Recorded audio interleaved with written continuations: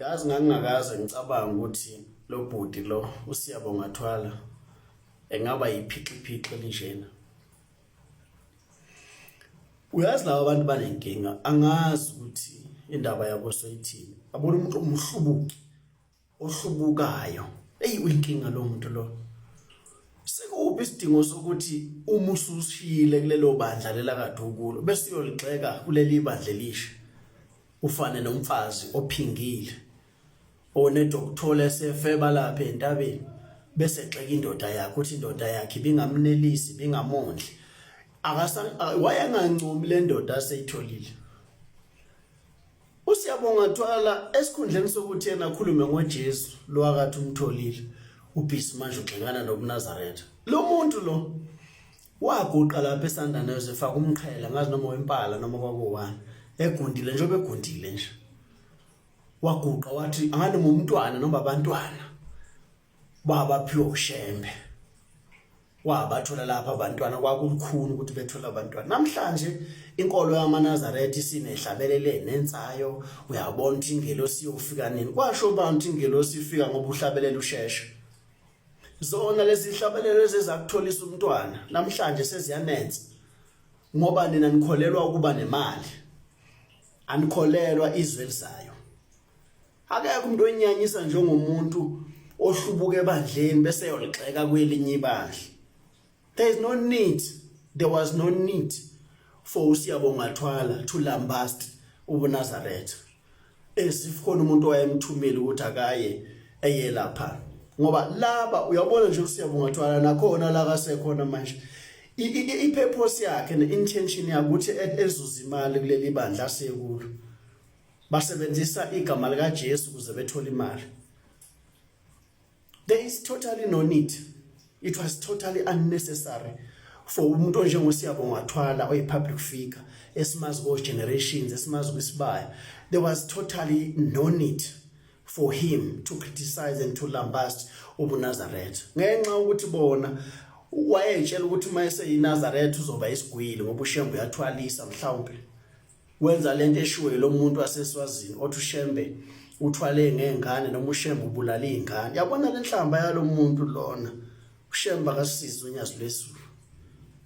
Usize Nkosi yamakhosi anginalutho mina ngisoni esibi kunazo zonke emhlabeni. Size uNkulunkulu.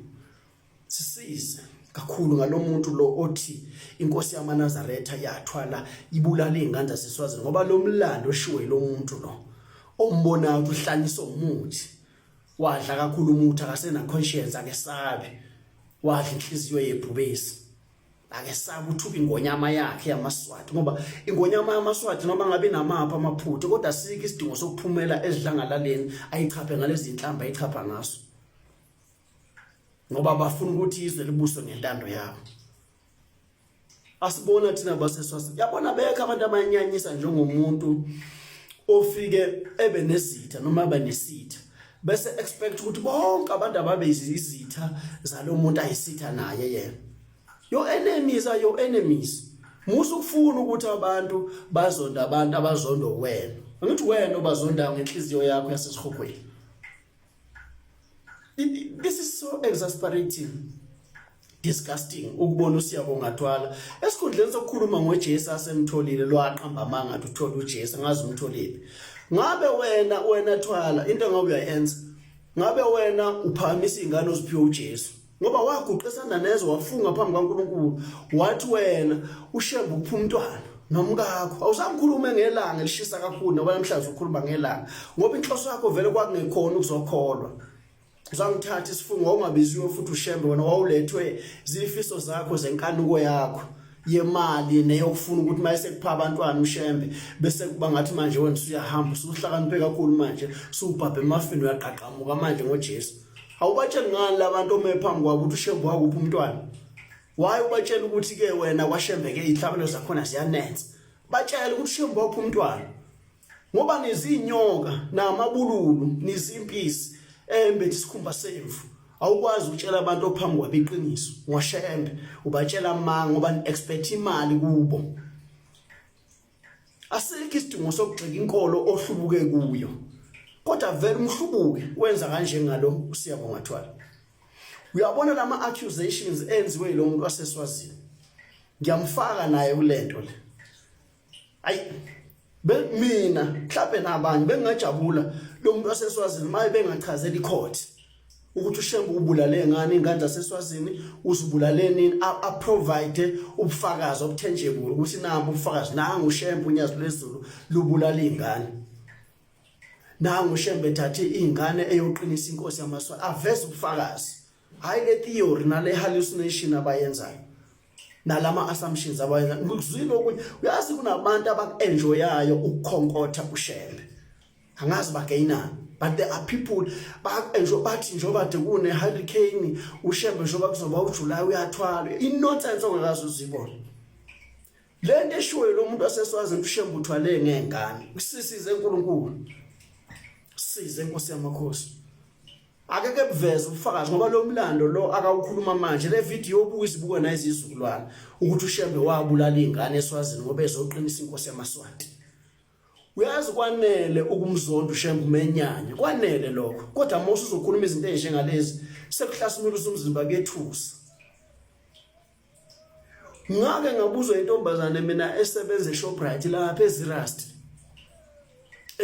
lapha ngithi intombazane ngiyayincokolisa nje ngithawazwa umuhle ntomba ufuna ukugana eKZN athi ha sabakaba amaZulu washa kwacimba yazi yagcina ingene endabeni ukuthi kuyiqiniso ukuthi ke yathi usonta kwaShembe ngoba umbona intshebe nesihluthu ngathi yebo ngusonta khona wathi iqiniso ukuthi uShembe wandiza waxhuma amaphiko wandisa ngathi mina ayamanga lawo wakuzwa ngubani wena lokho wathi ngakuzwa ngumfundisi owayesuka eKZN ekhuluma enkonzweni ebandleni engisonta kulo.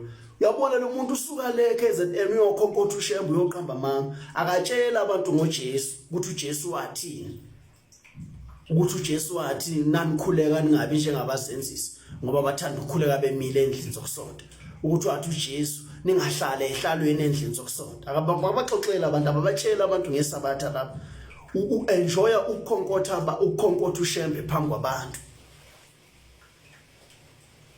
Usiyabonga thwala bekufanele axoxela abantu ngoJesu lwakathi umtholile asho ukuthi umthole uJesu bahlangane kanjani abatshele futhi labantu noma sengihlubukile kwaShembe kodwa uShembe wangipha umntwana uzokhuluma nje imbudane yazi into eyinonsense ukuthi kwaShembe kunehlabelelene nenza ubothi ingelosi nalaba akhuluma phambi kwabo uyazi ngazi abantu ababrainwashed kanjena abantu ubona lo muntu lona ikhanda lakhe leli ligcwele nje angazi ngathi ligcweleni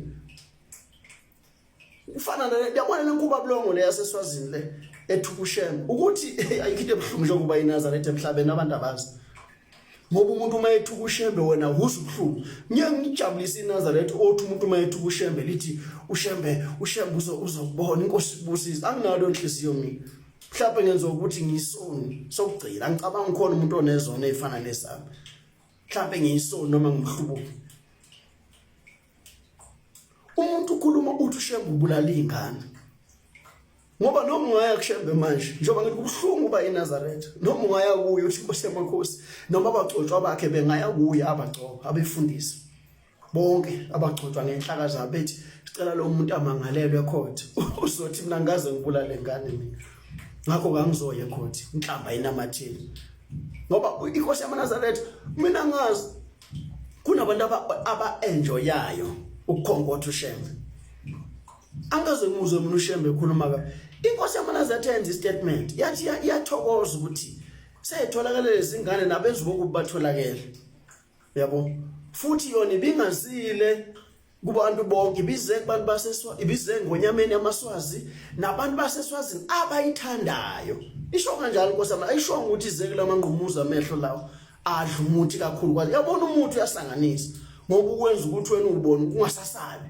uyingozi umuntu ongasabi umuntu emhlabeni fanele uma umuntu ebebe khona abantu ozobasaba ngoba uma ungasasabi umuntu usuyimpongo nje wena akusahambi kahle kushimisa ukukhuluma isingisi ayiyabona uNkulunkulu usisize yabona lo nto eshiwe lo muntu ukuthi uShembe uthwale ngengane isazohlala iminyaka ngeminyaka lento baningi abantu abazokholelwa kulento lento eyamanga hlaza cwe uNkulunkulu akasisize sithwele kanzima impela kuba buhlungu uma umuntu ethuka uShembe kanje.